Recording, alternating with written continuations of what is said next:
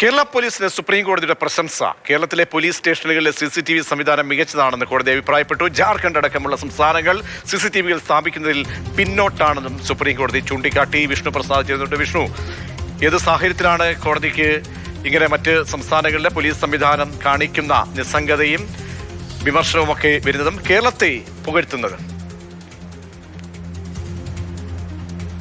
പ്രജീഷ്, കേരള പോലീസിനെയും സർക്കാരിനെയും ഒരുപോലെ അഭിനന്ദിക്കുന്ന പ്രസ്താവനയാണ് സുപ്രീം കോടതിയുടെ ഭാഗത്തു നിന്നുണ്ടായത്. ഇതിലെ പ്രധാന കാരണം എന്ന് പറയുന്നത് സുപ്രീം കോടതി സ്വമേധയാ എടുത്തൊരു കേസാണ്. അതായത് രാജ്യത്തെ പോലീസ് സ്റ്റേഷനുകളിലെല്ലാം CCTV ക്യാമറകൾ സ്ഥാപിക്കണമെന്ന് 2020 സുപ്രീം കോടതി നിർദ്ദേശിച്ചിരുന്നു. എന്നാൽ പിന്നീട് ഈ കഴിഞ്ഞ ഒരു ദിവസം, അതായത് കഴിഞ്ഞ വർഷം അവസാനത്തോടടുപ്പിച്ച് ഒരു പത്രമാധ്യമ റിപ്പോർട്ട് പുറത്തുവരികയായിരുന്നു. 8 മാസത്തിനുള്ളിൽ 11 കസ്റ്റഡി മരണങ്ങൾ രാജസ്ഥാനിൽ നടന്നു എന്നതായിരുന്നു ആ റിപ്പോർട്ട്. ഇതിന് പിന്നാലെയാണ് ജസ്റ്റിസ് വിക്രംനാഥ്, ജസ്റ്റിസ് സന്ദീപ് മേത്ത എന്നിവർ ചേർന്നുകൊണ്ട് സ്വമേധയാ ഒരു കേസ് രജിസ്റ്റർ ചെയ്യുന്നത്. അതായത് രാജ്യത്തെ പോലീസ് സ്റ്റേഷനുകളിൽ പ്രവർത്തനക്ഷമമായ ക്യാമറകൾ ഏതൊക്കെയെന്ന് കണ്ടെത്തുന്നതിനും അത്തരം ക്യാമറകൾ പൂർണ്ണമായി സ്ഥാപിക്കുന്നതിന് വേണ്ട നടപടികൾ വേണമെന്നുമുള്ള ആവശ്യം മുൻനിർത്തിയായിരുന്നു ആ പൊതുതാൽപര്യ ഹർജി ഉണ്ടായിരുന്നത്.